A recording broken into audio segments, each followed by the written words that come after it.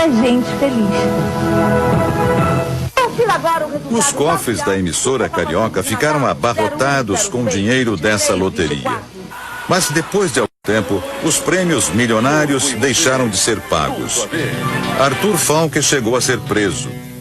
Até hoje o processo está parado e a Globo, misteriosamente, nunca foi processada como parte do esquema do Telebingo Papa Tudo. Papai Noel, o seu Natal, milionário. Mistério também na compra do Projac, o centro de teledramaturgia da Globo.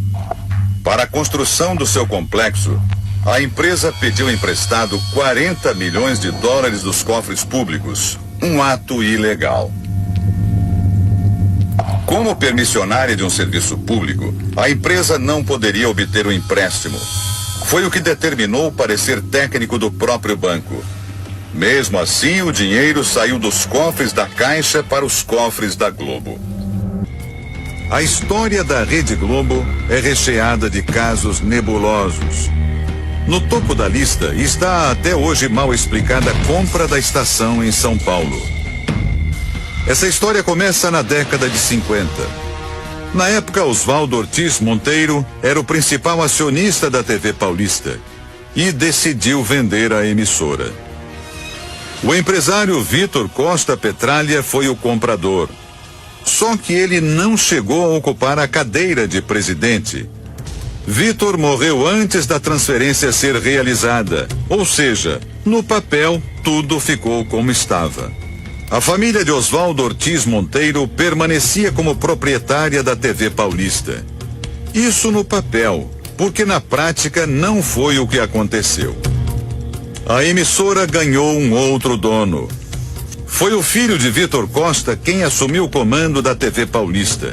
E foi ele que em 1964 vendeu a TV Paulista para Roberto Marinho.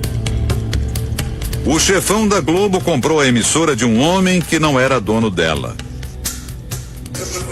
Este jornalista confirma toda a história. Carlos Newton conta que a investigação da compra da TV Paulista começou no final dos anos 90, depois da morte de Oswaldo Ortiz Monteiro, o dono de fato, que não chegou a formalizar a venda para a família Costa. Os herdeiros começaram a manusear os documentos e descobriram que não havia nenhum documento sobre a venda da TV Paulista para Roberto Marinho. Eles então procuraram a TV Globo e pediram que a TV Globo exibisse os documentos. A TV Globo não os atendeu. Eles então vieram ao Rio de Janeiro e entraram com um processo, uma ação de exibição de documentos que comprovariam a compra da TV Paulista por Roberto Marinho. Os contratos entregues pela Rede Globo foram levados para perícia. O resultado? Todos os documentos eram falsos. A família Marinho apresentou termos de transferência dos donos da TV Paulista. Um festival de erros grosseiros. Repare, os papéis foram assinados em fevereiro de 77.